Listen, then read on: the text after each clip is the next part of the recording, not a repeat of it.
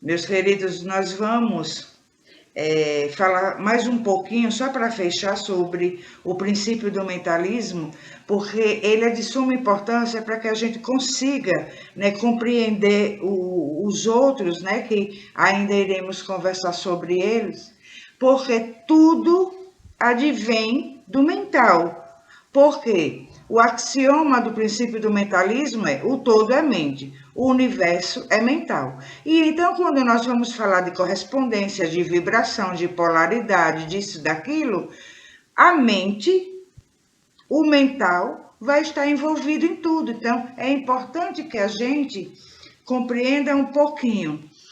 Vamos compreender a fundo como a verdade absoluta em tudo que ela traz, em tudo que ela encerra? Não, porque a nossa compreensão ainda é limitada, né? Mas o que nós já conseguimos compreender, é importante que nos esforcemos para que se dê uma interpretação, né? Que a gente consiga colocar já em prática, tá certo? E então, nesse axioma, o todo é mente, o universo é mental. E o que é axioma? Axiomas são frases que trazem muito conhecimento. Sabe aquilo, no pouco se diz tudo? E então aí vai se buscar os estudantes, né? E nesse caso, os estudantes do hermetismo vai buscar compreender e ir a fundo o que simples e curtas palavras querem dizer. O que é que isso significa, tá certo? Então veja bem, em relação a esse princípio, que é o princípio do mentalismo, né? No livro O Caibalion, que nós citamos aqui, que é de onde se faz todo esse estudo, há uma citação assim: um velho mestre hermético escreveu há muito tempo: aquele que compreende a verdade da natureza mental do universo está bem avançado no caminho do domínio. E daí a gente então já vê a importância, né, desse princípio do mentalismo, porque a gente, mesmo com as nossas limitações, consigamos compreender um pouquinho e então a gente aplicar em nossas vidas, certo? Veja bem, sendo o universo mental, então criamos a nossa realidade a partir do que pensamos, não é isso? Nós tínhamos falado que se o todo é mente, se o universo é mental, e nós fomos, a gente até já vê esse princípio na religião. E embora o hermetismo não se trate de religião, é uma filosofia, certo? A gente vê esse princípio na religião quando diz: fomos feitos à imagem e semelhança de Deus. Isto é, se o todo é mente e nós fomos feitos à imagem e semelhança de Deus, ou seja, do todo, nós somos mentais. Nós estamos imersos no todo, que é mental, e criamos as nossas realidades a partir da nossa mente. Então, nós somos também mentais, porque somos a imagem e semelhança de Deus, certo? Ocorre que os nossos pensamentos, vamos dizer assim, eles são filhos dos nossos sentimentos. Então, não é propriamente, ou melhor falando, somente com os pensamentos que nós criamos as nossas realidades, né? As nossas experiências, certo? Esses nossos pensamentos, eles advêm dos nossos sentimentos, por isso que falamos assim, descontraidamente, né? São filhos dos nossos sentimentos. Então, os nossos pensamentos são reflexos do que nós sentimos. Eles andam juntos. O que a gente sente reflete no que a gente pensa e reflete no que a gente faz. É como se fosse assim. Deixa eu tentar encontrar uma forma para a gente compreender, uma forma didáticazinha assim, meio brincadeirinha para a gente entender. É como se fosse assim: o sentimento é o projeto, o pensamento é como se fosse os operários, os mestres de obra, tá? Então, quando sentimos e pensamos, haverá a realização desse projeto, que é o quê? A realização do sentimento. E o pensamento é o que vai construir, é o que vai dar forma a esse sentimento.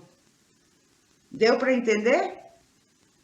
Então, quando sentimos e então pensamos, temos aí uma informação energética, porque tudo não é energia, nós não somos energia.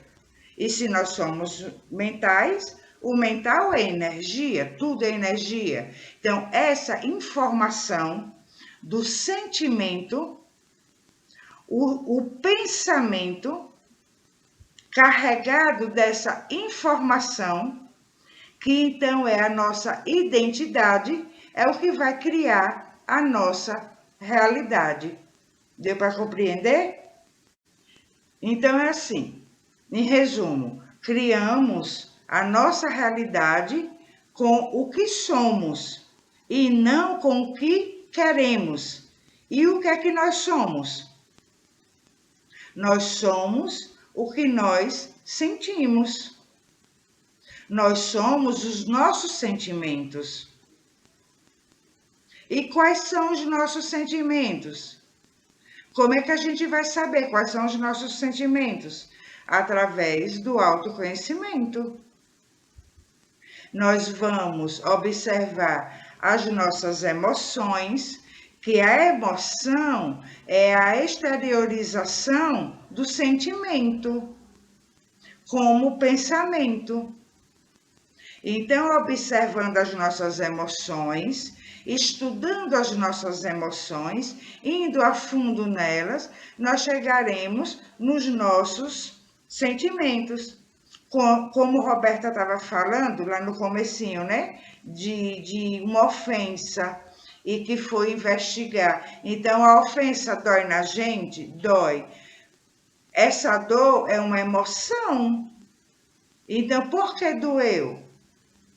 Aí tem um ditadozinho que diz assim: incomodou, doeu, leva para casa que é teu. Aí a gente pega essa emoção, peraí, vamos levar para casa, simbolicamente, né? Falando, e observá-la, conhecê-la, para então chegar qual é o sentimento. E aí, a depender da ofensa, do que se tratou, pode ser um sentimento de culpa, pode ser medo, pode ser vergonha, pode ser tantos outros sentimentos, entendeu? Pode ser uma baixa autoestima, pode ser tantas coisas, porque é peculiar cada um, as experiências de cada um, aos conteúdos de cada um, né? Não haverá um padrão, certo? E então, são com esses nossos sentimentos que nos são desconhecidos que nós criamos as nossas realidades. E aí acontece assim, então, a gente sente, pensa, e então já se cria essa realidade, já se dá essa forma, essa experiência, e assim, meio como no passe de mágica, não necessariamente assim. A gente vai colaborar com isso. Como iremos colaborar? Nós fazemos as nossas escolhas e tomamos as nossas decisões com base nesses sentimentos que a gente não conhece. Por isso que nós falamos que nós somos muito ainda inconscientes. E nós pensamos que estamos fazendo escolhas conscientes. Não, eu sei o que eu quero, eu sei que é exatamente isso que eu quero. E não é, a gente não sabe por que nós queremos aquilo. São raras as pessoas já com uma consciência plena de escolha, e mesmo assim, plena, vamos botar esse plena entre aspas, entendeu? Porque somente espíritos muito avançados é que já estão nessa consciência plena. Nós somos aprendizes. E então nós vamos desenvolvendo pouco a pouco. Nesse nosso atual estágio, nós já nos cabe o autoconhecimento. E desse autoconhecimento vamos descobrir os nossos sentimentos. Descobre uns, depois vem outros. Nós não já conversamos sobre isso? Nós não iremos conhecer tudo, porque é muito conteúdo, porque vamos passar a existência toda fazendo isso. Autoconhecimento deve ser um exercício diário, como tomar banho e se alimentar, viu, gente? Para que a nossa consciência vá se ampliando cada vez mais, e possamos fazer as nossas escolhas, tomar as nossas decisões com um grau mínimo de consciência. E então, diz assim, mas eu não tenho culpa, eu fui a uma entrevista de emprego, assim, um exemplo, fui a uma entrevista de emprego, que eu estava precisando trabalhar, e eu fui aprovado naquela entrevista. E todas as humilhações que eu passei lá naquele emprego, eu não criei isso, eu não sabia que ia ser assim. Mas o inconsciente, o sentimento que está no inconsciente, foi buscar justamente aquela entrevista. Deu para entender como é que acontece? Então somos nós. Então, por isso que muitas vezes nós nos sentimos injustiçados. Porque realmente aparenta, né, injustiça. Mas ninguém é vítima de ninguém. Nós somos vítimas de nós mesmos. Sempre. O nosso inconsciente vai buscar as situações que estão em ressonância com ele. Então, se dá a forma dessa realidade. Então, nós criamos com o que nós sentimos. E colocamos os pensamentos a partir disso. E aí, então, se dá a forma, sai do projeto, do abstrato, que está lá no inconsciente, para a forma. Lembremos que Hermes Trismegisto disse que a realidade se cria em 3 níveis: no espiritual, no mental e no físico. E então, a nossa realidade que nós criamos, estamos criando simultaneamente nessas dimensões. Então, é tudo que a gente experimenta, tudo que a gente vive, certo? E aí, vocês terem uma ideia de como muitas vezes nós pensamos que estamos conscientes e nós não estamos. Ontem, né, com todo o movimento que aconteceu e tal, eu pude observar algumas coisas, não somente ontem, em outros momentos também, né, já se tinha observado. E, salvo engano, eu não tenho certeza, algo parecido com isso nós já falamos em algum outro encontro nosso, que a gente às vezes pensa que nós estamos com bons sentimentos em relação a algo e nós não estamos, justamente pela ausência do autoconhecimento. Por exemplo, a diferença entre ser a favor de algo e ser contra algo. Um exemplo, uma vez perguntaram a Madre Teresa de Calcutá, tipo assim, né, falando com minhas palavras, é óbvio que a senhora é contra a guerra, né? Ela, não, meu querido, eu não sou contra nada, eu sou a favor da paz. E então, o que é que acontece? Muitas pessoas pensam que estão com bons sentimentos, que em relação ao país, que quer ver igualdade, que quer ver democracia, que quer ver isso e aquilo, mas destilando muito veneno do contra. E sem perceber, torcendo para que tudo dê errado, para dizer, eu não avisei?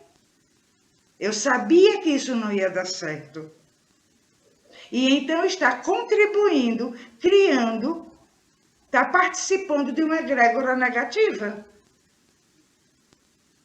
Não está torcendo a favor do país. Pensa que está, mas não está. E aí eu vi imagens, sabe, em stories, coisas assim bizarras, sabe, desnecessárias de dando dedo para o presidente, de xingamentos. E eu disse, caramba, essa pessoa não está torcendo pelo bem do país. E essa pessoa acha que tem bons sentimentos, que está visando tudo o que ela defende, e não está. E não está. Não consegue ser imparcial. O bem, o sentimento bom, o sentimento do bem, ele é imparcial. Ele torce, ele vibra pelo bem, independentemente de que lado esteja esse bem. Porque quem é que pode dizer que conhece toda a verdade? Nós tínhamos falado semana passada que os conflitos existem porque ambas as partes não têm a compreensão total do que tudo significa. Nós não temos. O que nós temos, por enquanto, são opiniões e desejos próprios. Então, se deseja uma nação de um mundo de regeneração, que o mundo de regeneração é habitado por pessoas que têm o autoconhecimento na prática, efetivamente 100%, desejamos uma nação assim, sem que sejamos espíritos regenerados ainda. Ainda estamos no mundo de provas e expiações. E isso, viu, gente, por falar em parcialidade, a mesma coisa do outro lado, que tem os que são mais comportados, que são mais conscientes, que são mais fraternos, digamos assim, mas também tem aqueles que também xingam o outro lado, que também não tem consciência nenhuma. E então vê erros de ambos os lados, mas cada lado quer ter razão. Então, no final, ninguém está torcendo pelo bem, mas acredita que o mal está no outro. E a gente só vê no outro o que a gente tem. Ah, não quero acreditar nisso. O problema é de quem não quiser acreditar. A gente só vê o que a gente tem. Porque é o nosso espelho, certo? E então, muitas vezes, isso foi só um exemplo, mas existe para várias outras coisas, nós pensamos que estamos com sentimentos bons, positivos, e nós não estamos. E daí, então, a gente vê que, como é infantil e imaturo, aquela coisa de você atrair uma realidade feliz para você com pensamento positivo. Porque como é que você vai ter um pensamento positivo se você não transformar o sentimento? Primeiro tem que transformar o sentimento, porque o pensamento é reflexo do sentimento. E então fica oscilando. Começa pensando positivo, daqui a pouco já está pensando negativo, né? Diz que eu sou paz, eu sou luz, eu sou paz, eu sou luz. Daqui a pouco já está lá num grau de impaciência, num grau de estresse, não consegue manter. Não é uma positividade sustentável. E por que não é sustentável? Porque não tem sentimento para sustentar essa positividade. Compreende isso? Então, o trabalho é de transformar o sentimento. É o trabalho da alquimia que Hermes Trismegisto trouxe. Ele é considerado o pai da alquimia, que é transformar o chumbo das nossas imperfeições no ouro da nossa consciência. E não dos minerais em si, como muitos alquimistas entenderam dessa forma e se voltaram somente para isso, ao trabalho com o mineral. Mas a transformação, a alquimia, ela é um processo interior. É a transformação das nossas imperfeições, né, desses nossos sentimentos de baixa vibração, por sentimentos mais sutis, ou seja, de uma vibração mais elevada. E é isso que nós precisamos fazer. E existem exercícios para isso, para que a gente possa pegar esses princípios e ir praticando no nosso dia a dia, aplicá-los no nosso dia a dia, para então a gente se transformar. E a gente se transformando, a gente ter uma realidade condizente com esse novo ser que surge. Entendeu, meus queridos? E então, se a gente não transforma os nossos sentimentos, e nós falamos o quê? Que a nossa realidade, ela não é feita, não acontece pelo que nós queremos, mas pelo que nós sentimos. E o que nós sentimos é o que nós somos. O universo responde ao que nós somos. E então, mesmo que você deseje algo de muito bom, e aí você pode considerar o seu sentimento muito bom, muito positivo, porque você deseja realmente algo bom, certo? Mas não vai acontecer porque o sentimento não está de acordo com esse desejo. Não há ressonância. Então, nesse exemplo que acabamos de dar, existe sim, pode existir o desejo sincero. Eu quero ver o meu país feliz, eu quero ver o povo brasileiro feliz, eu quero ver o povo brasileiro livre, ou isso e aquilo. Eu quero ver o índice de desemprego diminuir cada vez mais, eu quero ver as pessoas melhorarem seu poder aquisitivo.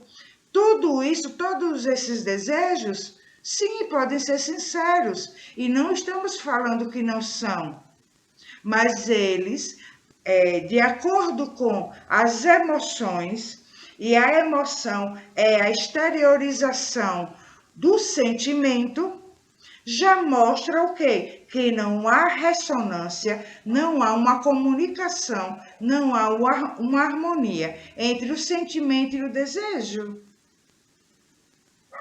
E então, se a gente cria a realidade com o que a gente sente, com o que nós somos, é a realidade do sentimento que será criada. E aí junta a sua realidade com a do outro, com a do outro, com a do outro, com a do outro, que está vibrando no mesmo grau. Quando é que o país vai melhorar, minha gente? Quando? Quando é que o país vai melhorar? Tá difícil, não tá? Então a gente precisa, como o Buda diz, né? Se transformando por dentro, que o mundo fora se transforma. De qual egrégora nós participamos? Da ofensa? Da ironia? Da raiva? Porque a pessoa está desejando bem e sentindo muita raiva. Gente, é incompatível um com o outro. Dois corpos não ocupam o mesmo espaço. Dois tipos de energia não ocupam o mesmo espaço. E então fica qual? O do sentimento, que é o do ódio. Porque a raiva é uma emoção, que é a exteriorização do ódio. O sentimento é o ódio. Angélica, eu não sinto ódio, sentiu raiva? Vai buscar lá então qual é o sentimento que deu origem à raiva, que é o ódio. Né? Para a gente ver como é importante a gente se conhecer, para que a gente realmente vibre legal, né? Agora, contudo, porém, entretanto, se Deus está em tudo e Deus é o todo, nós não sabemos disso? Assim, Ele está também em todas as nossas criações mentais.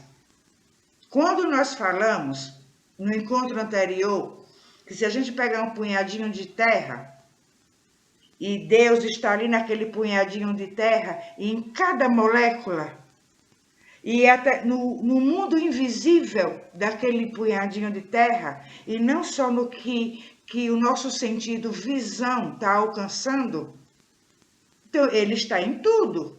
Ele está, e se nós estamos imersos nele, que ele o todo é mente, e nós estamos imersos nessa mente, e somos mentais, e criamos a nossa realidade dessa forma, então, essa nossa realidade que nós criamos está nele também, não está? Ele também não está nessa realidade? Está. Por mais que essa realidade seja negativa, por mais que esse sentimento seja negativo, esse sentimento que a gente vai buscar conhecer. E o que é que nós devemos fazer, então, para encontrar Deus nesse conteúdo? O que nós conversamos naqueles encontros sobre o autodescobrimento. Encontrar a luz desses conteúdos, que a luz desses conteúdos é Deus. Para transformar, porque a nossa psique é um circuito fechado, como diz Jung. Não vai destruir aquele sentimento, não vai matar aquele sentimento, irá transformá-lo. E transformar, vamos pensar assim, de brincadeirinha, virar ele pelo avesso. Que o avesso dele é o lado mais bonito. Qual é o lado mais bonito do ódio? O amor. Então a gente vai transformar o ódio em amor. Vamos fazer esse processo alquímico. E então nos conectamos com Deus. E então vamos transformar nossa realidade. Então, tudo converge para o mesmo ponto, que é para Deus. Os nossos erros, se nós buscarmos conhecê-los e buscar a luz dele, nos conectamos com Deus. Então, nossos erros nos levam a Deus. Só é a gente querer. Tudo nos leva a chegarmos a essa compreensão da unidade entre nós e o todo. Onde há o mal, há o remédio. Nós somos parte do todo. E o todo está em nós. Então, tudo que representa o todo está em nós. E o todo é amor. E assim, então, a gente finaliza esse pedacinho, né, que faltava, só para a gente completar, do princípio do mentalismo. Tá certo, meus queridos?